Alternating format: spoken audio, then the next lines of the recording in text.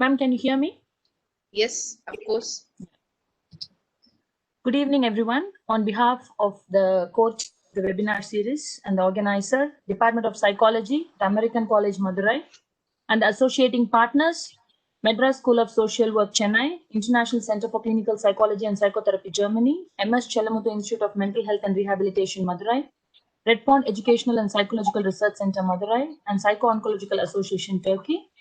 We warmly welcome you all to the 313th session of the webinar series. We welcome all the participants and also the resource person.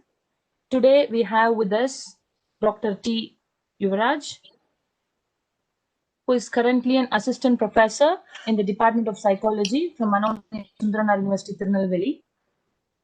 He is presently a stage 3 assistant professor. He has attained doctorate in psychology from Bharatiya University, Coimbatore.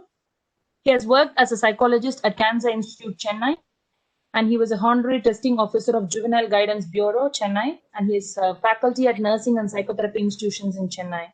He has also been a corporate consultant, director of Youth Welfare Department and zonal coordinator of Red Cross Tirunelveli and placement coordinator at his own university during 2012 to 2015. He has been the chairman and board of studies member for psychology at various institutions of Tamil Nadu and Pondicherry, and he is a recognized member of the Psychology Board of Tamil Nadu. He is a subject expert for selection committee of psychology lecturers at Manommanyam Sundaranaar University and Madurai Kamaraj University and their affiliated colleges. He is an international affiliate of the American Psychological Association since 2015, and he has edited and co-authored 3 books, a dozen national and international publications. He has presented empirical papers in various international and national conferences and seminars. He has given nearly to 10 video talks related to psychology and well-being. He has visited many countries and he is one of the eminent psychologists. So it is proud to tell that he was one of the pioneering and practicing psychologists at Tirunelveli, and he has trained most students in southern districts of Tamil Nadu, including districts of Kanyakumari, Tirunelveli, and Madurai. He has also been an administrator. He has also conducted established psychological programs in Tirunelveli and in Kalasalingam University. So with a great honor and a humble welcome, we are happy to have you here, and we are very much eager to learn from you about the fittest survives. Now the session is over to you, sir. Yeah, thank you very much, ma'am. And I'm so admired that you are having you have crossed 300 sessions. So it's so great to see, and it's a lot of inspirations for us people in psychology fraternity. And I'm so astonished how come you're able to catch up more than 300 resourceful persons worldwide. And many things I have to learn from you and your institution. And so with this note, I'm so happy to deliver my session on, I kept the topic as the fittest survives. Probably that is what I think we all require. And do I have to share my slide here? Yes, Dr. Yuvraj. Yes. Yes, please, sir. Yes.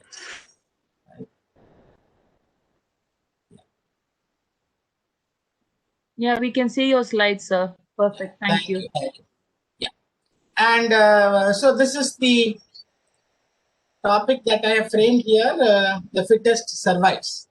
And the what am I going to deliver here in this session would be, I will be dealing with, for this 1 hour, I will be dealing with the traits of fittest, although I may not be mentioning directly, but I will be referring on an indirect note. And what are the background or supports that I am taking here is something with conspiracy theories, karma theory, and consequentialism. And so I always begin with some questions that to trigger our minds. So here I am going to ask you some questions. Of course, you can write it on the chat box, or you can just unmute and spell out your answers. But for shortage of time, maybe I will just go on with the questions here. So be ready with the. I hope you will be curious to know the questions. Of course, these questions will be easy for us all to answer. So the first question is, when was the last time you have seen the star, or even the moon, or at least the sun? Okay, that's a very trivial question. That's why I've given this as trivia. It's a trivial question, but on a stronger note, this is very important. This is very important for us all, that to know that especially psychologists or the health professionals or the caregivers have to know this one fact, that people who are under distress have this a lacking of what is going on around them, and having a poor awareness of what's happening around you. So this is one thing that we all have to note. I don't know how many of you have seen the star last night. Of course, it is very misty around, and the clouds have all over, and maybe we'll not be able to see the stars clearly or the moon, but still, are we spending time to look at the mighty, the wonderful sky above us? So that was my question to you. And so yes, if you have not seen, probably today you will have to see, because you have another question. What is the special thing you can watch tonight? Of course, Dr. Subhasri has answered. Thank you, ma'am. And what is the special thing you can watch tonight, which you have to wait for another year to cross? Okay, this what happens tonight will happen only in the next year. Okay, it's just the full moon that we are going to face, right? We're going to have a full moon tonight, and so after this, we will have to wait another 30 days. That is only it will happen only the next month. Yes, thank you, Shabnam. And we will have to wait another 30 days to see the full moon. And thing is, how many of us are aware that today is going to be a full moon? Okay, all those days have gone when I still remember in childhood when I used to wonder. I used to be so curious to look at the moon if it's going to be a full moon. And so yes, this is another question for you. And yes, many of you have an answer for it. Now, this is another probably an interesting question. Yes, this is very much interesting question. How many of us know the fact that seasonal flu is also a viral infection? We're all afraid of the present COVID, that it is so contagious and it's a pandemic. But how many of us know that seasonal flu by itself is a viral infection which is contagious, and it is an epidemic, and it is also deadly in vulnerable population. People who are vulnerable, people with some lung infections and all, there are also death reported because of just seasonal flu. And we are so worried about the vaccines for COVID, but we have not thought about having a vaccine for flu. Of course, there's a vaccine for flu, but hardly any of us would have tried it. And so yes, seasonal flu is it looks an ordinary viral infection. We all will be exposed when we clean our homes, when we are exposed to the dust, or during seasonal changes we experience seasonal flu and all. But it's also a viral infection, and it's also contagious, and yes, and but thanks to our people in India, especially, I see nowhere do I see people wearing masks these days, in spite of so many warnings by our government. But still, I find hardly do I find people roaming around with masks or maintaining social distance. Of course, we are in these 2 days we are going to have parties, enjoying the New Year, and yeah. So and the seasonal flu also has the cure for seasonal flu, or only prevention for seasonal flu, is again having a mask and the social distancing, which we don't follow. And this is the last question that probably people who read newspapers or read newspapers may be knowing about this. Recently, it was there in the news, and so many of us do not know that the Mount Everest is not in India. We still believe that, we still think probably in a childhood history classes, geography classes will be talking about Mount Everest, but Mount Everest is not located in India. You may be of the thought that it is in India, but it is not in India. It is actually in Nepal. It's actually sharing the China and Nepal border. And it was in the recent news. Yeah, it's in Nepal. Yes, thank you.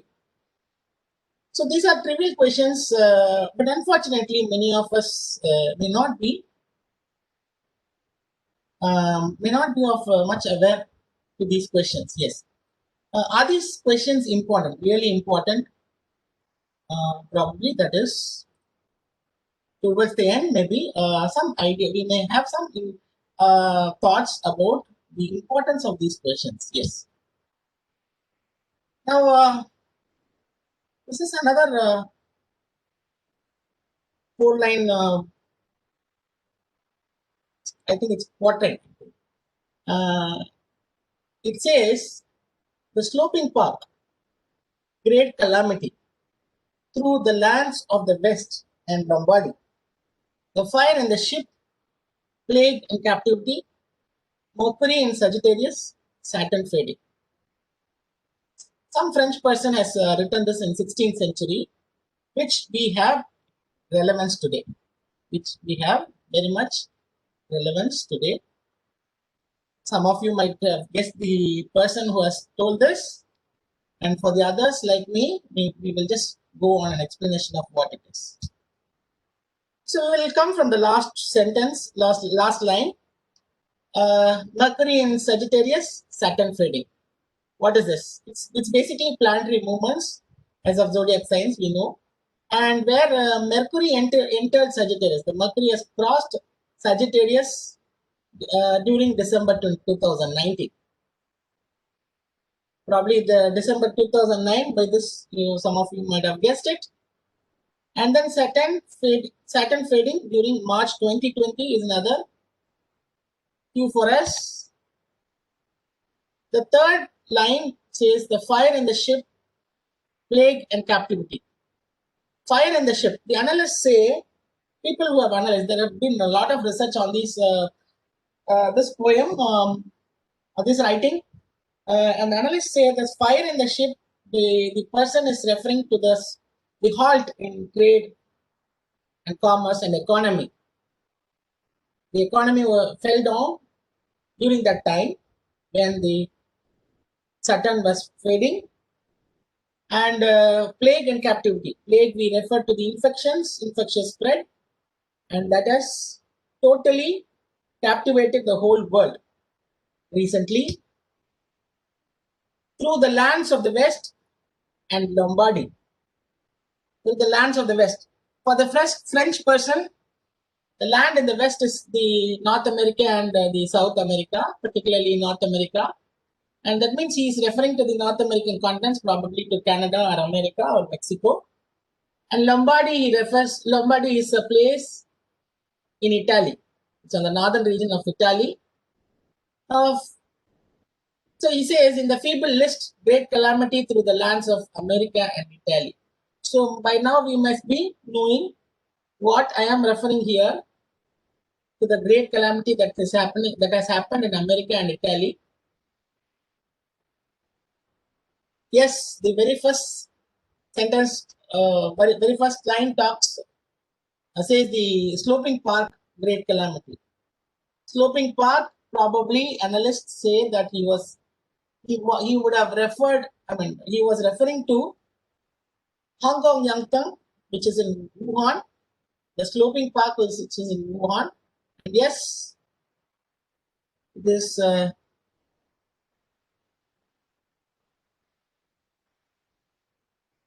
person who has said these words, Nostradamus, it was during 16th century. It was during 16th century. He has written these words.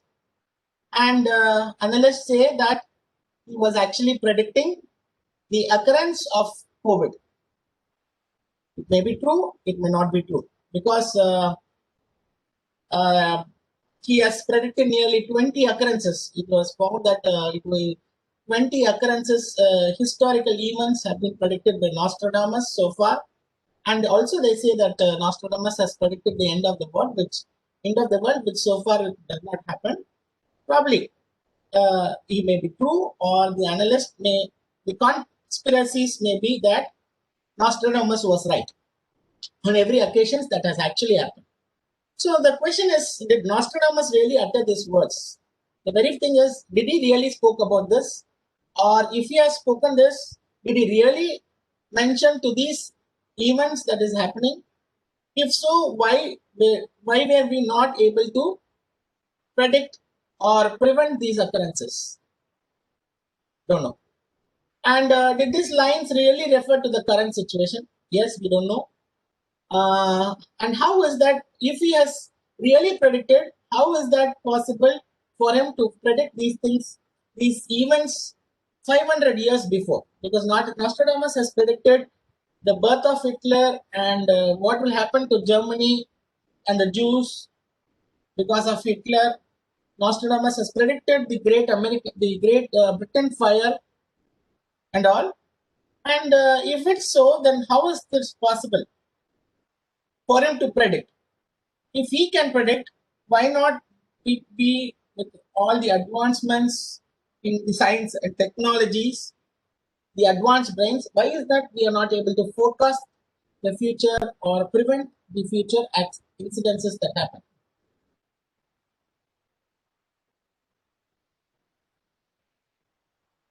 So I'm just moving on to the next aspect of my presentation, that is karma. Karma, of course, will be knowing about what is karma and all. Of course, many of us are fond of or great fans of Mahabharata.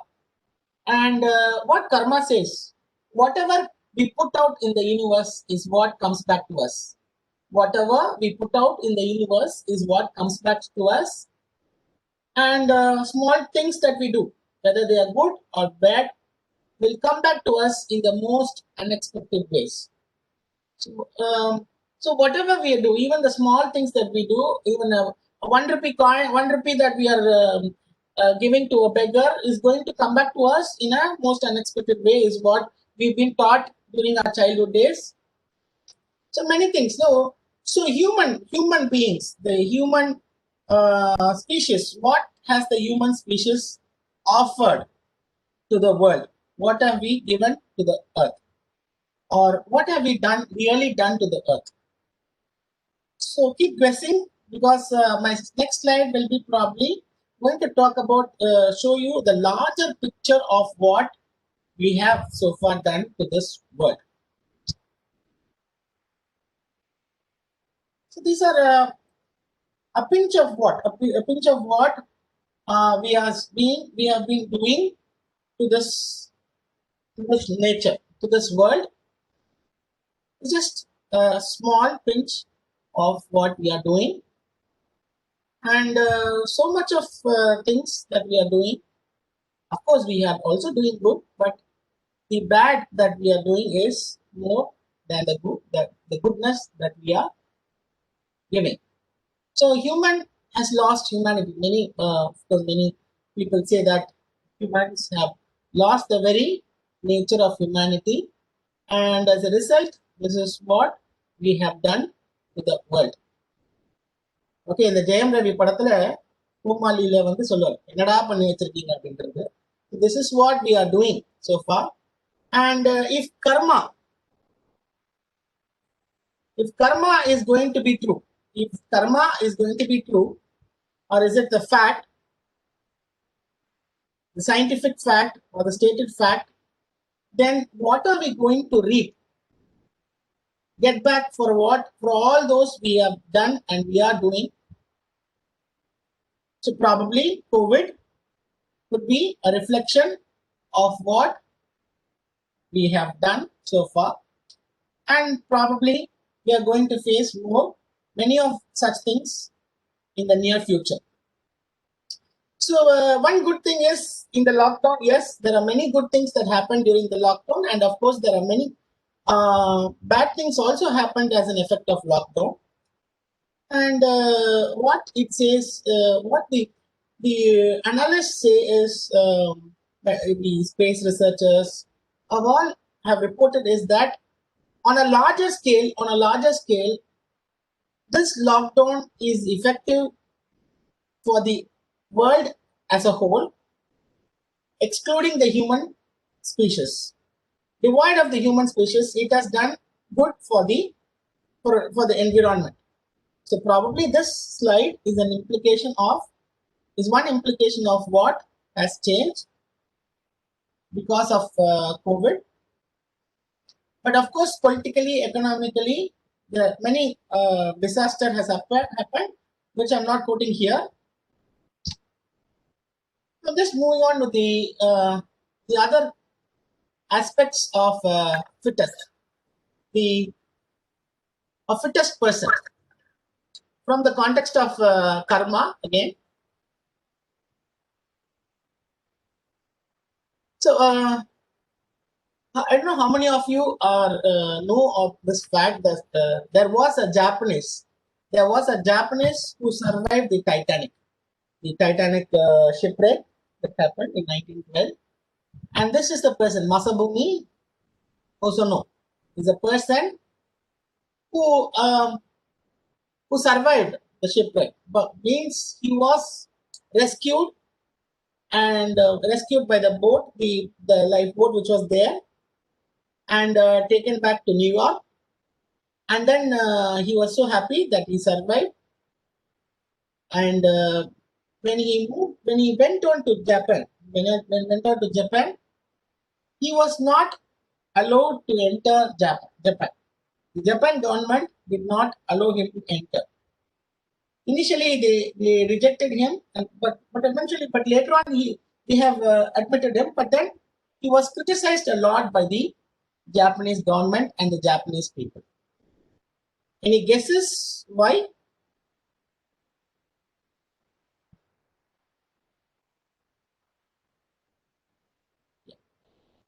So the reason is this: because of the Japanese culture,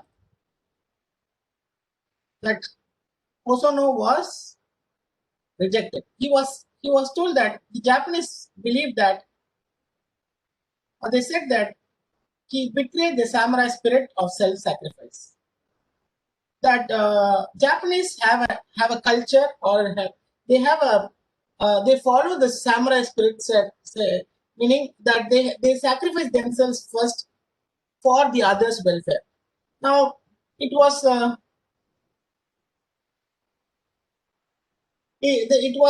told that there were also other women and children who were there in the Titanic, who were not rescued, and when there was room for two persons, this Hosono was believed to have either bribed or has disguised himself, and when yeah, they are great fighters, of course, and more than that, they keep the women and children first, which Ozono did not do, and that's why he was criticized by Japanese, and he was not allowed to enter the, into into Japan, for saying that, because of what they call it as ostracism.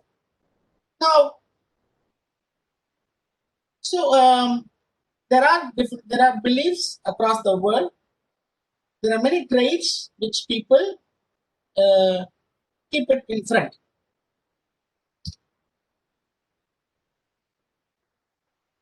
So,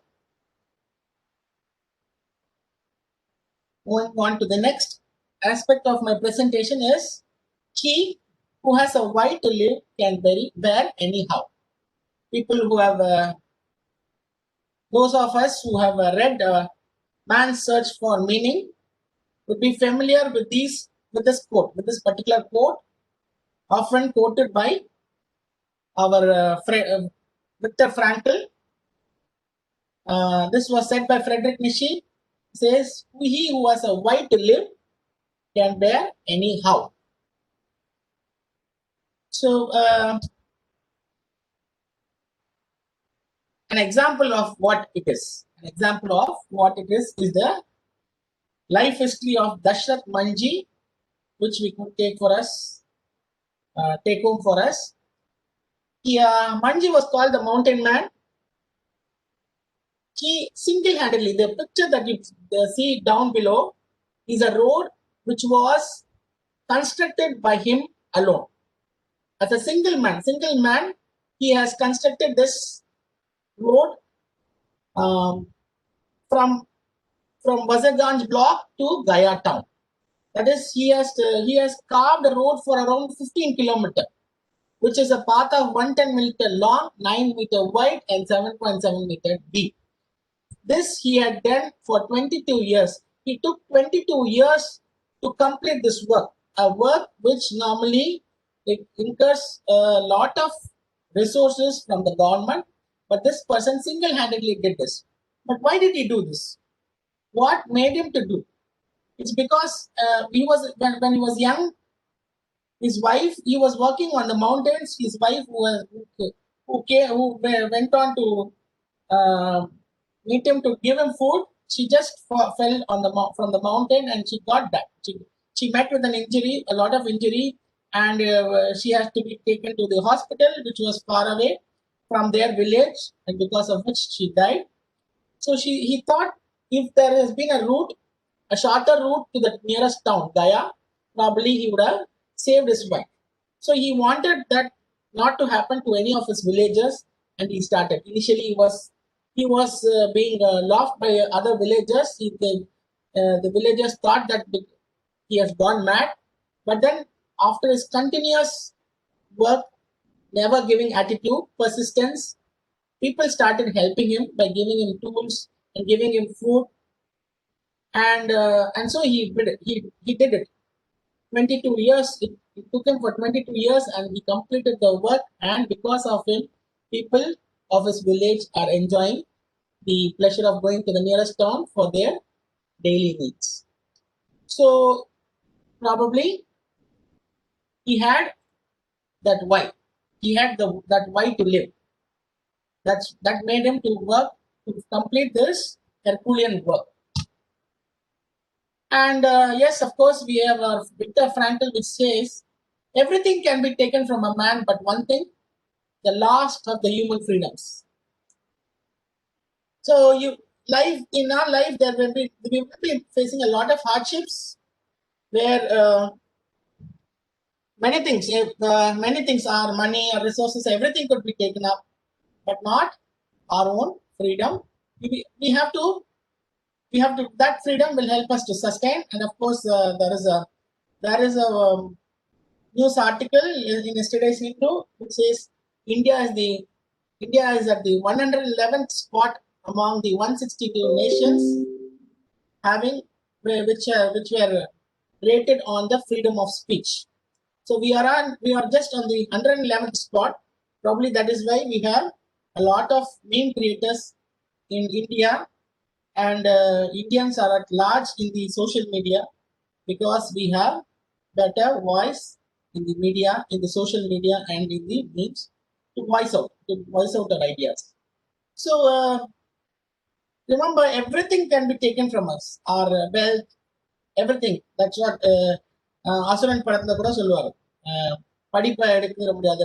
படிப்புனா the education gives the freedom, and that cannot be taken from us. So yes, another thing that we can take up from this is a sport, and of course you'll all be knowing what the sport is, and this is nothing but the golf sport. And this golf sport has a great lesson for us to take, that we should not be like a golf sport. We should not be like a golf sport or the golf land, because you know what, India has the oldest golf club next to Britain. It has the world's largest golf club, and golf area, and it has the highest golf point, which is in Kanchenjunga. But still, and it is near about a century old in India, but still we don't have any Indians shining in the golf sport, or not much national events happening or international events happening in golf. The reason because is that golf is the most unsustainable sport in the world. The most unsustainable sport, because a large area of land has to be cleared, has to be the trees all have to be evacuated. Barren, we need a lot of barren land, which is not possible in India. Another thing is it can't be played in every nook and corner of India. So that is, it is unsustainable. World over, it is considered as the most unsustainable sport. And India, it is not. It's really not possible to play the sport in every corner of the streets, and that's why we don't have much Indians shining in the sport.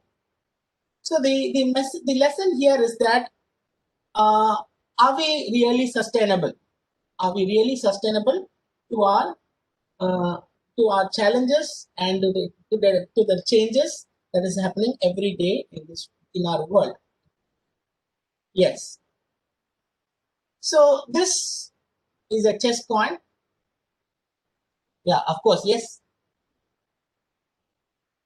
Okay, I'll come to that later. And someone has written in the chat box.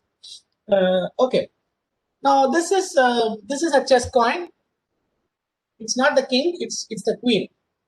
The queen is considered the most powerful chess piece because of her movement. Queen can take the movement of the bishop and the rook. So it can go diagonally as well as straight. And so it is considered as the most powerful chess piece. So that is one thing, one trait of a queen in chess. Every coin every piece in the chess has a character, has a quality which has to be imbibed in our real life. And more importantly, is that more important than the queen is the knight.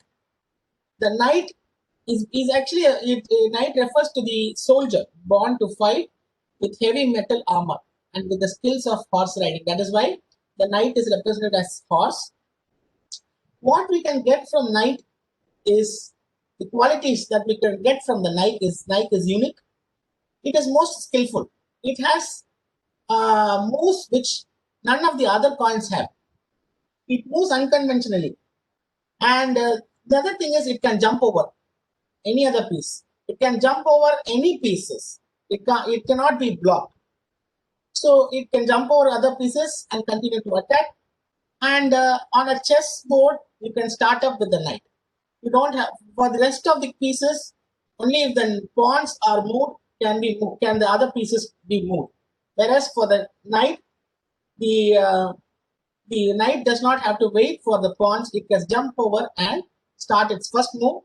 And it's also said that the person who moves the knight first has a better advantage.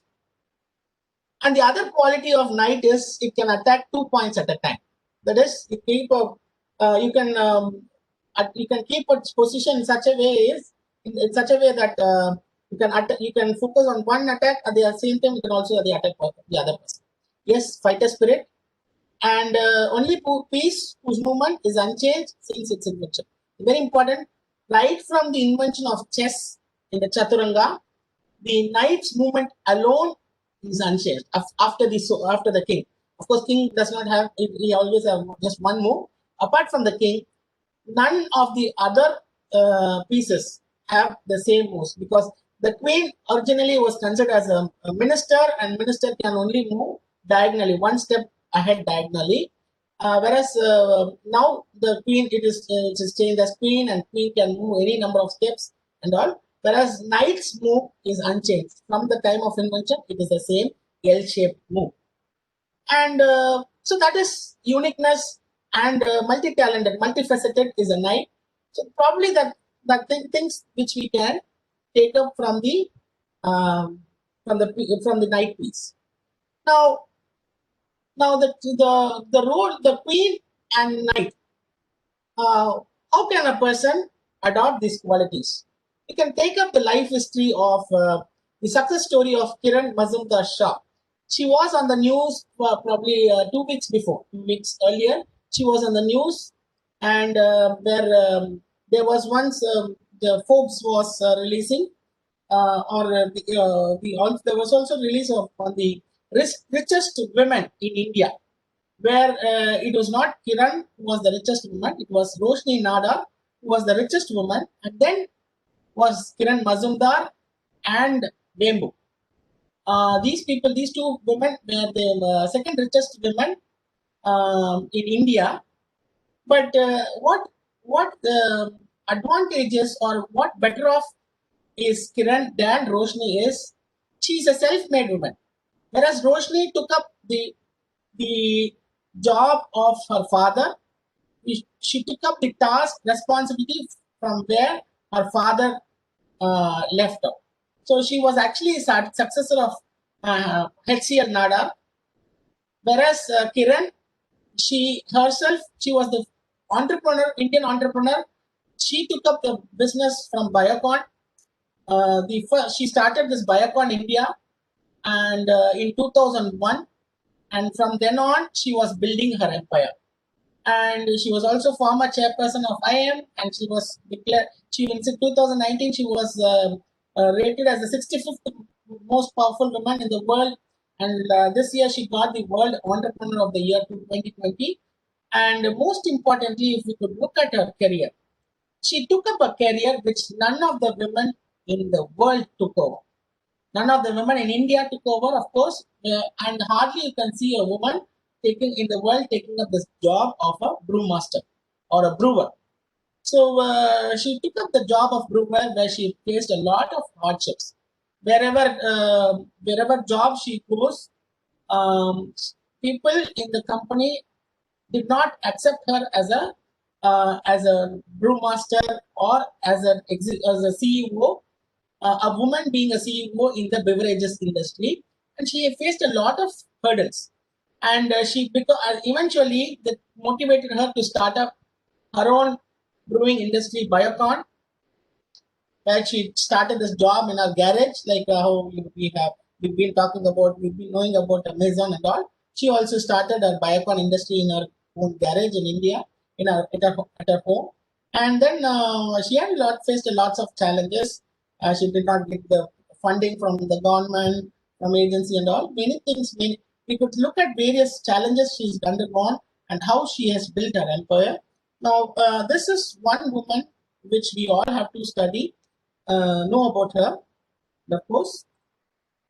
And likewise, there are many stories many stories that we could come across. And one thing, now this is a picture where we look at the successful people in the world.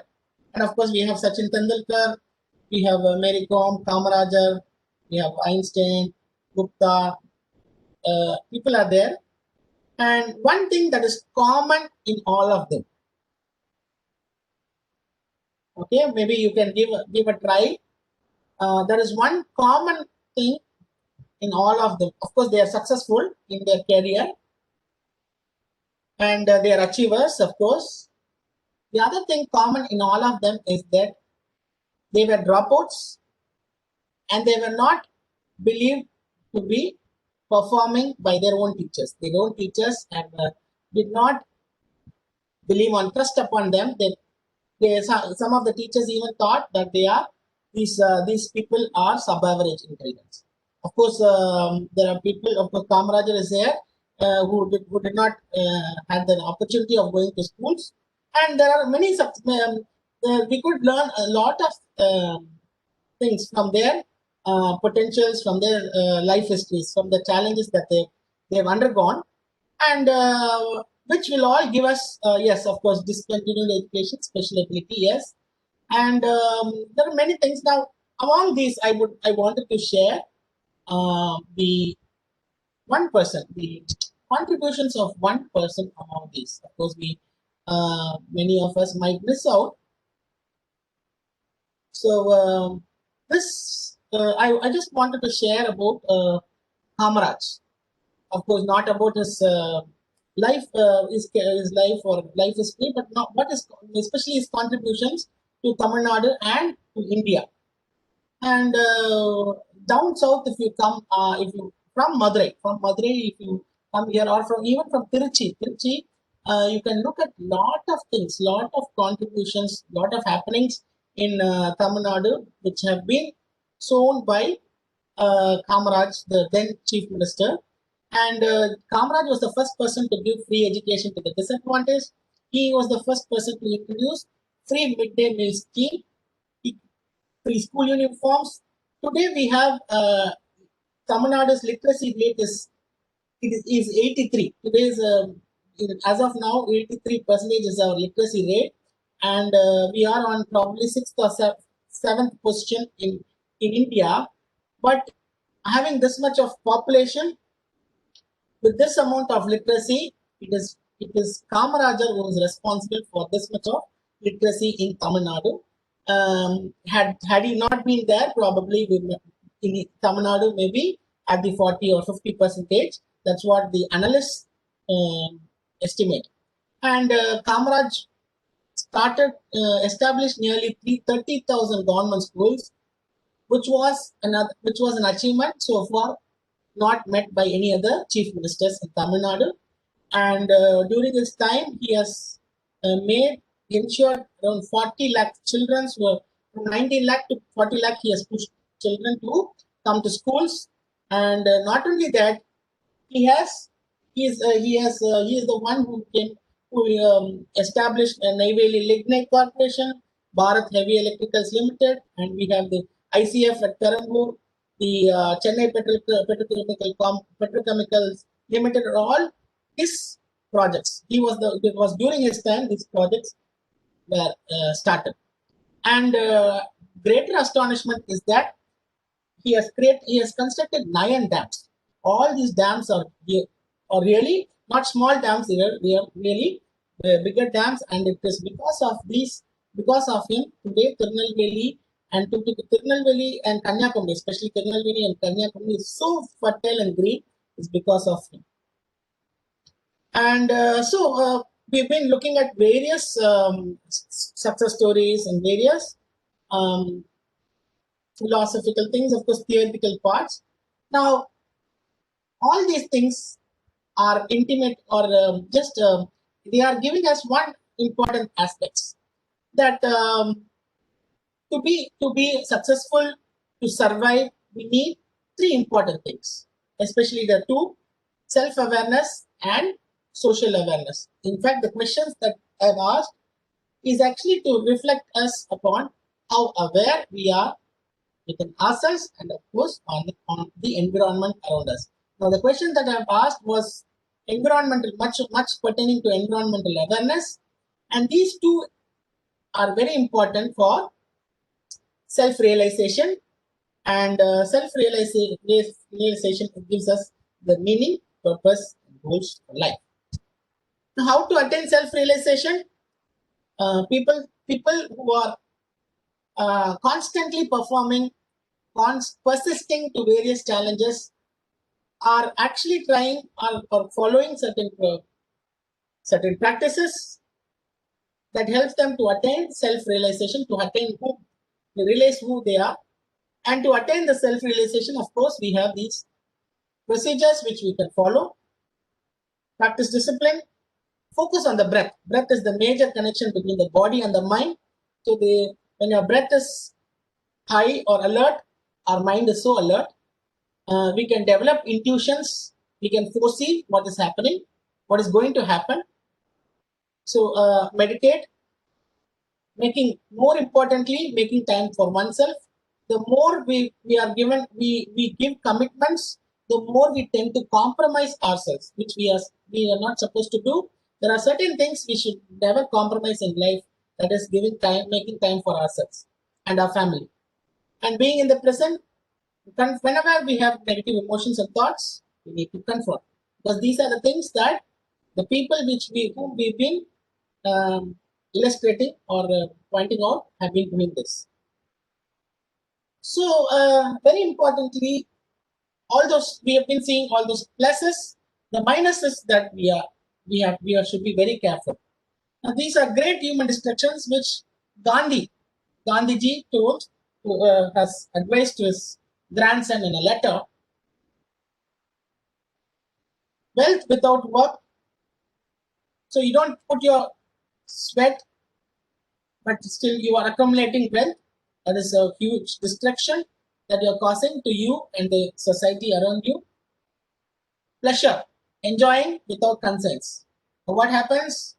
There is people on the newer party, the youngsters who used to go for a road race on the busy roads on the nights, that thereby causing a lot of calamities, distractions to the public, which we should not supposed to do. That's why we have a lot of check now in Chennai. Knowledge without character. So you accumulate a lot of knowledge, you study a lot, gather a lot of degrees, everything, but if you don't have character, that is again very destructive. It's more dangerous than an atom bomb. Commerce without morality, science without humanity, worship without sacrifice, and finally, politics without principles. Probably there are things, and you can. These are things that you can stick it on your desktop or on your wall. So things you have to never do. And we come to this theory of consequences, probably the last part of my session. The consequences, being aware of what is going to happen to what we are doing now, to what is happening now. What is best or right is whatever makes the world best in the future. What is best or right is whatever makes the world best in the. What you do now is best or right depending on what consequences it is going to give in the future. An act is right if and only if it causes the greatest number for the greatest number, greatest happiness for the greatest number. And some actions that we do today, we believe that it's going to give the best in the future. Now, this has a it has a problem. Some things we may think that yes, it is going to be giving the best in the future, and so we involve in certain things that may be harmful today.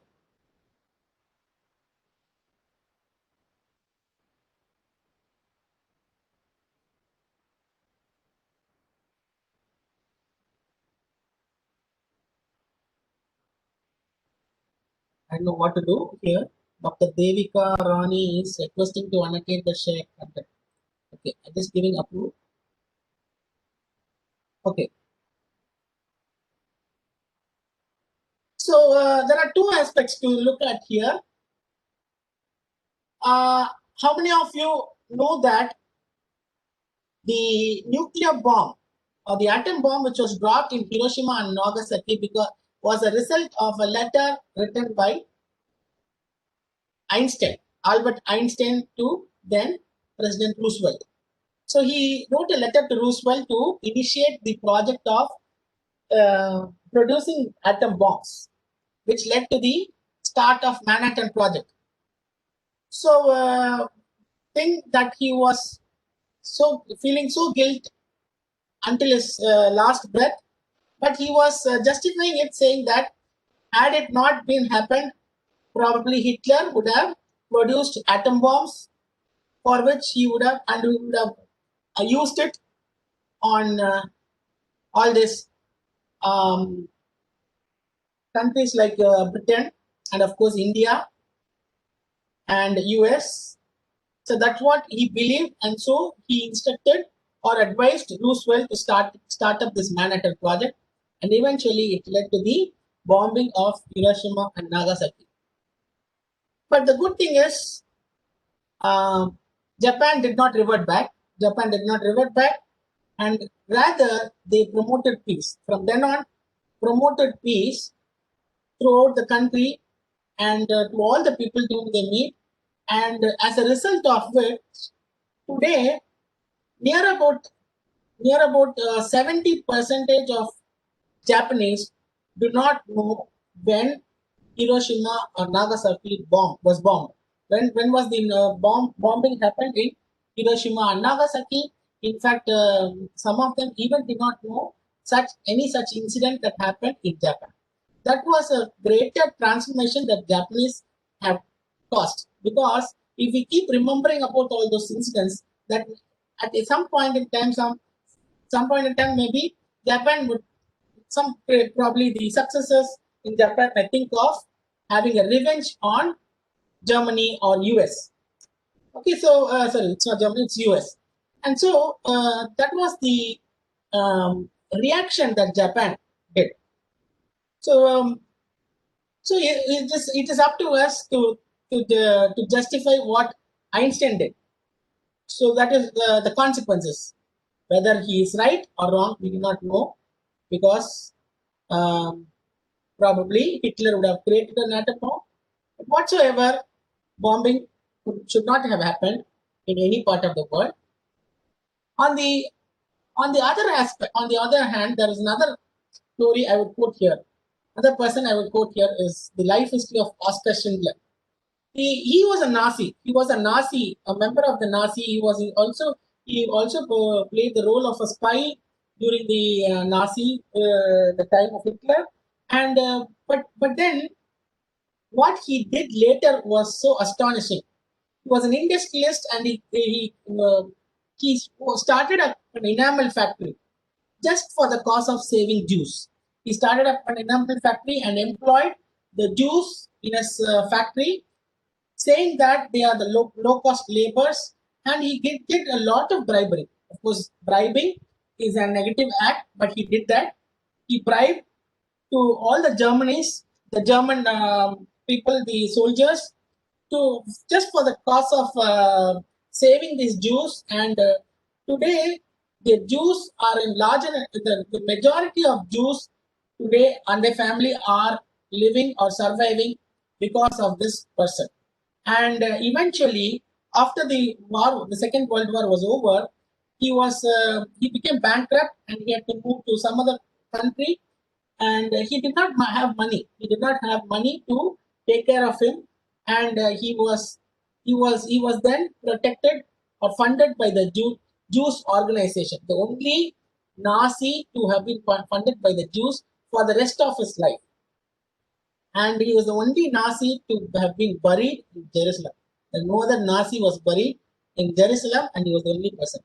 He was such a remarkable man whose life has to be. And of course, if anybody has a chance to read this book, Schindler's Ark, you can read, or the movie directed by Steven Spielberg. If you have a chance to see this movie, of course you have to see for the works that he had done for the welfare of the Jews when he being the Nazi.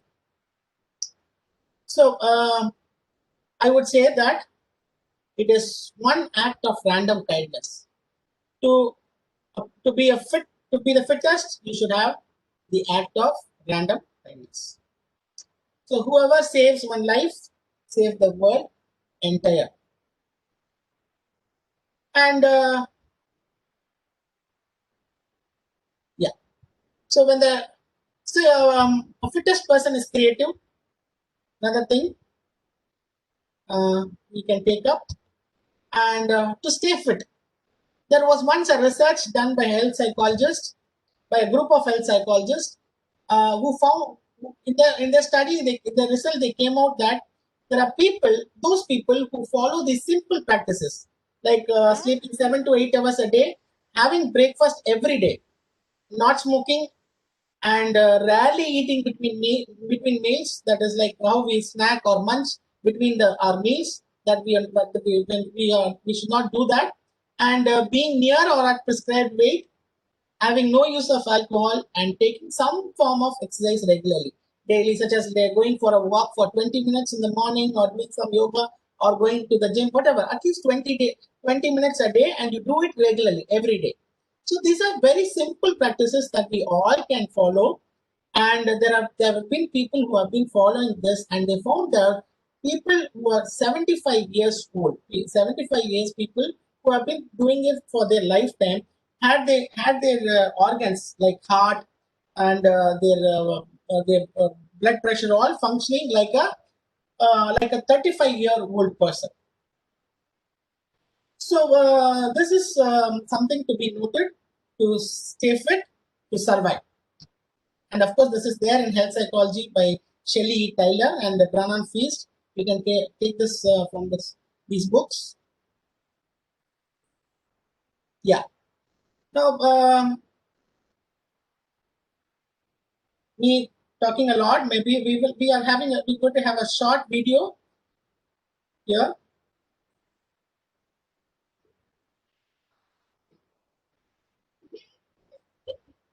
John, BB thing. You know why I like this thing? Because you don't know kung fu. Hey, What?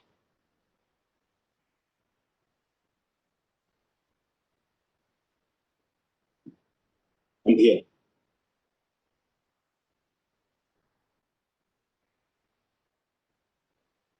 Thank you, Sunandama.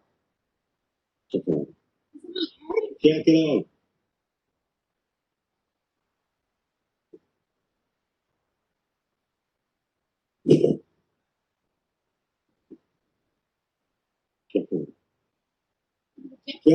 on.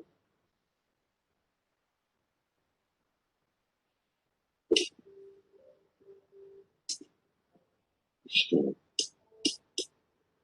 Take it on. Third. Take it off. Remember, always take it off.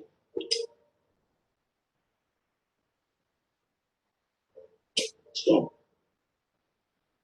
Left the back. Off your back. Left the back. Come on, focus. Always concentrate. Left back. Right foot back. Get the jacket. Hey. You have your jacket.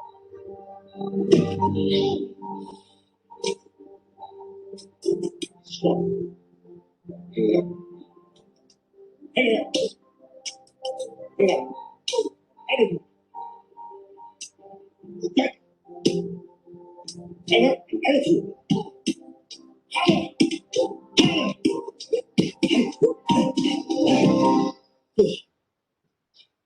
One more face. Check it out.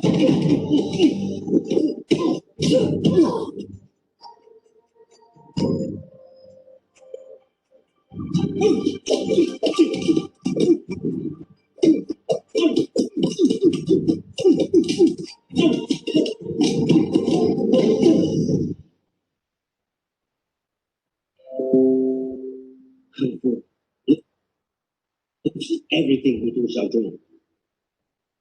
We live in how we put on the jacket, we pick off the jacket.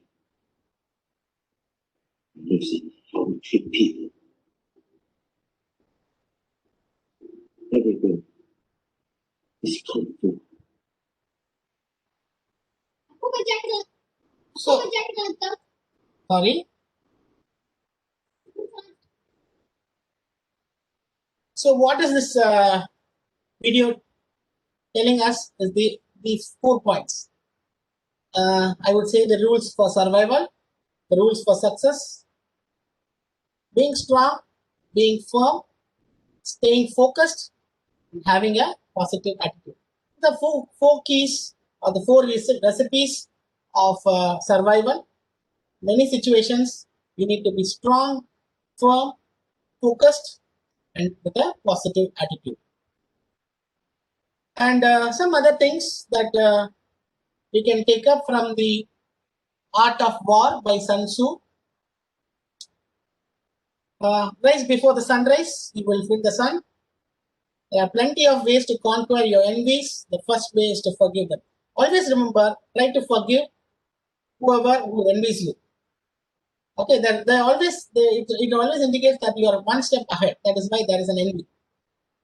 And also you also have to have an introspection of yourself, and the best way to conquer your enemies is to forgive them. Change is inevitable. You should be ready for change. Be patient, and you are not your body, not your name, not even your spirit. You are what your actions are. What you do makes you be remembered.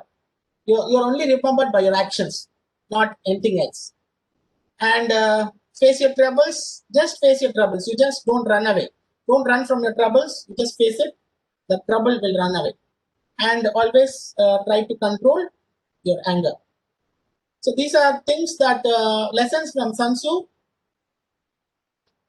And very importantly, whatever I've been telling you, I've been quoting a lot of incidences, lot of qualities, lot of theories. But there's one thing from another very important thing that we can learn from Kung Fu Panda. So he says, it's time I told you something. The father says that the secret ingredient is nothing. Means that we have to believe in ourselves. We have to believe that we are special. That we, at any time in life, there may be many insults in our life, many hardships, many failures, many suppressions, many oppressions, many things may happen in our life. But we always have to believe that we are something special, and that will keep us moving ahead. So one quality, one thing is very importantly that we have to understand is happiness. We live for happiness. We are born for happiness. We are living for happiness, and we die for happiness. We should happily die. We should die happily, and we should not. Does not mean that we should take away other person's happiness. Happiness is something that is a right. It is a right that has to be enjoyed by everybody. So happiness can be pursued. All our religious texts, all our philosophical books, all science talks about one thing, one ultimate goal, that is happiness. We are born to live happy. We are searching happiness. In fact, we are all searching for happiness, and that happiness can be pursued. And long run, now today or tomorrow you not be happy, you may not get happiness, but eventually in the life at the end, towards the long run, you will definitely get happiness. And happiness is not here there in money. It's not there in wealth. It's not there in land. Anything. It is there within you, and it can. The more you go deeper within you, you will get the happiness. And so just with this last note I wanted to say is, of course you all know what it is. 99% of us will be knowing what it is. It is nothing but the farmers' protest that we are seeing. It is happening in Delhi. And also there was another protest that happened in Chennai, which is the Jallikattu. There is greater similarity. There is one similarity between these two protests. And Chennai protest had a success. It also had a failure. It had a success that Jallikattu, that ban was taken away. Of course, we are now enjoying Jallikattu, but the protest went on, ended in a failure, where there was many people being the police arresting. There were violence, everything that happened. It did not end peacefully, and the same thing can also be happening in this farmer protest. I am praying that this farmer protest should end peacefully, and there is a larger goodness that comes out of the protest. But where is the problem? Where will be the problem is the similarity. That similarity is that both these protests do not have a leader or one leader. Of course, we have a leader in farmers protest, but we don't have one leader there, one strong leader or visionary leader, one leader whom everybody follows. And why is that? That gives it a lot of things to be explored. Of course, psychologists can do research on that. Now, there is one thing that we are facing, one strong problem that we are facing these days is that we don't get a leader. We don't today, be politics. I think one person only, I can see only Kejriwal, a leader who has emerged. Before that, I would say comrades. But in between, I could not find a good leader, a visionary leader, or a prospective leader. Why is that? Something that we have to look at the grassroots, probably from our schooling, that we have to look at. And it's again having a now we have a question: is it not good to have a leader? Because today we are not interesting upon leaders. Why? Why is that we are not focused? We are not required. The society is not requiring a leader, or is it? Or is it that everybody wants to be a leader? There is this answer to this will have a paradigm change in our theories and models we have so far. And the purpose of a leader goes unnoticed or unnecessary. This is another question that comes in mind. Why is that? Is it because everybody wants to have this gratifications, or the followers don't have the vision? The followers don't have the vision of the future, vision of the future. Or these are questions that is arising, and the things that we have to analyze. And so, yes, it is not the strongest of the species that survives, nor the most intelligent that survives. It is the one that is most adaptable to change, as told by Charles Darwin, who was the pioneer in talking about the fittest, the survival of the fittest. So, I think I've extended my session by 20 minutes. I'm sorry. I'm sorry. I just extended by 10 minutes.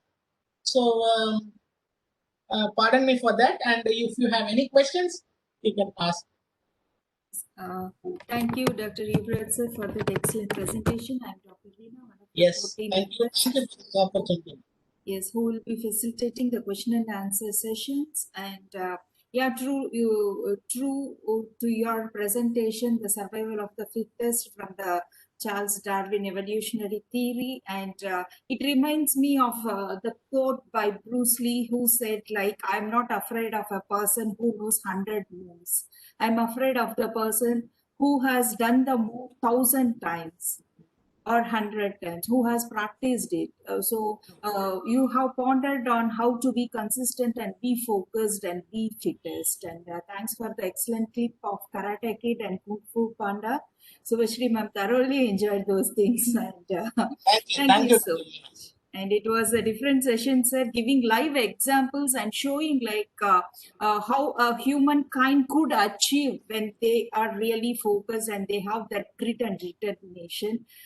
Which is what this webinar series 2 is following up. And thank you so much for that excellent session. And now I request the participants to either put their questions in the chat box or unmute and ask the questions.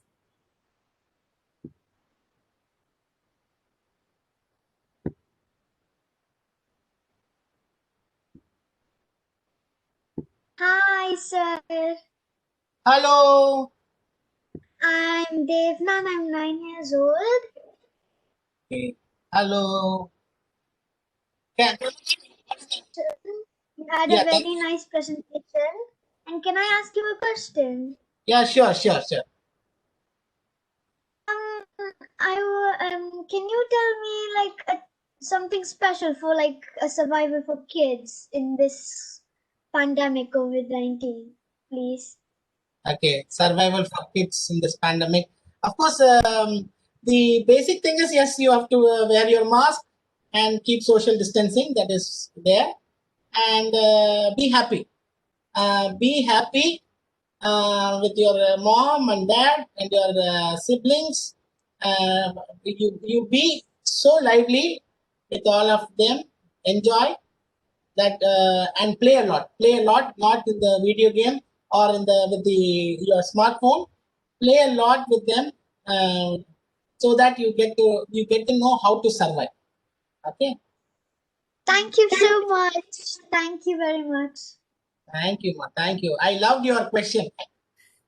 It's so great that you are inspiring the next generation too, sir. Thank you. Say, could you type your mail ID in the chat box so that if the participants, if they have any queries, they can write to you? Yes. I'll just do it. And of course, I have also shared the PDF to the to one of your Yes, organizers. yes, sir. Yeah, we will be sharing it with the participants. It has my details. Okay, and yeah, I'm just trying to chat. I'm finding it a little difficult to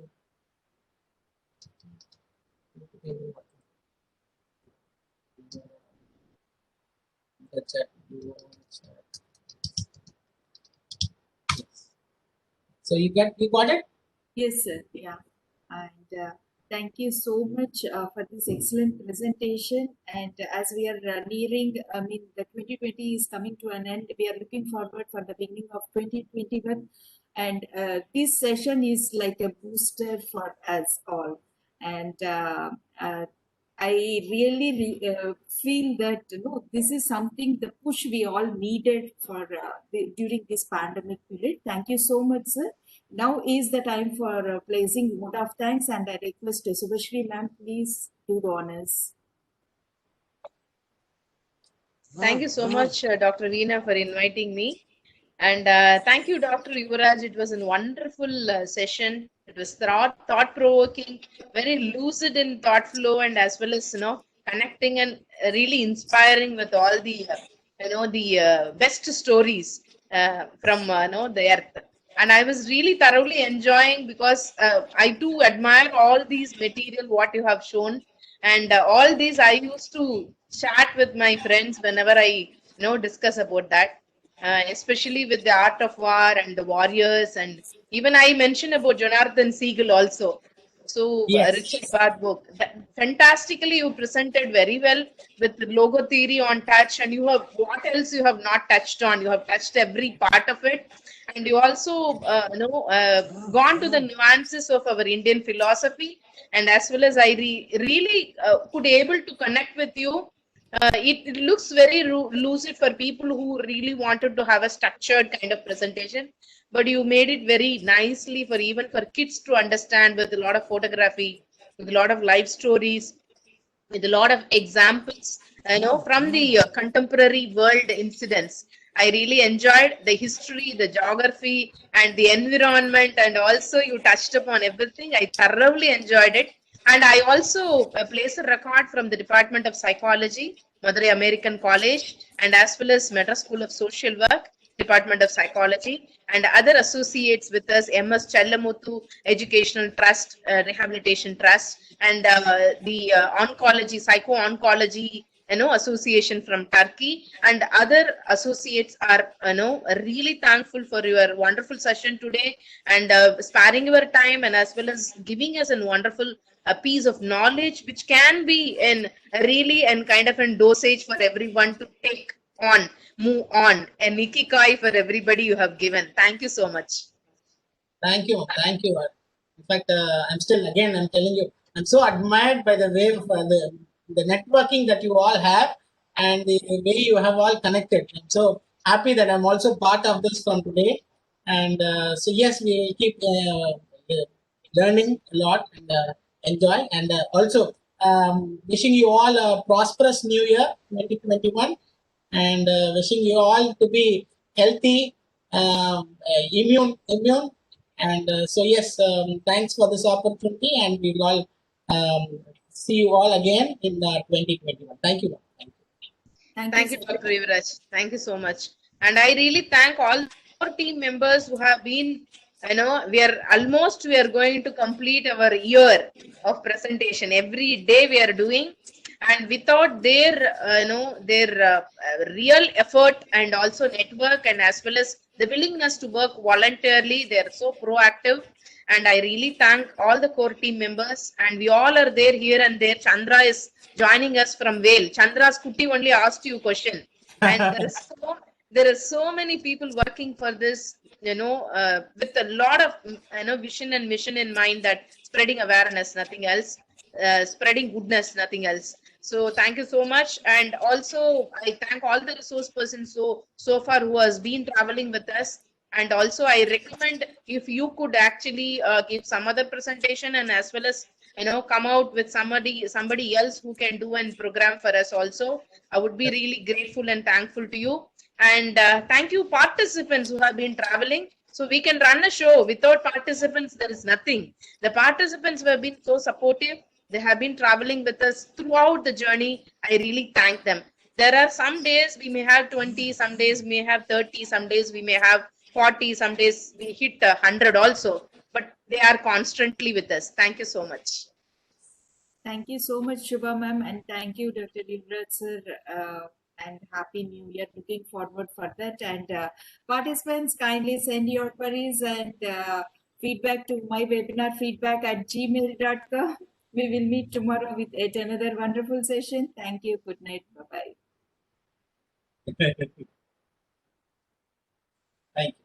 Thank you. So Bye.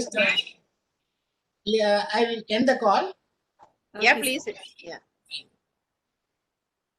Convey my regards to all our friends. Yeah, sure.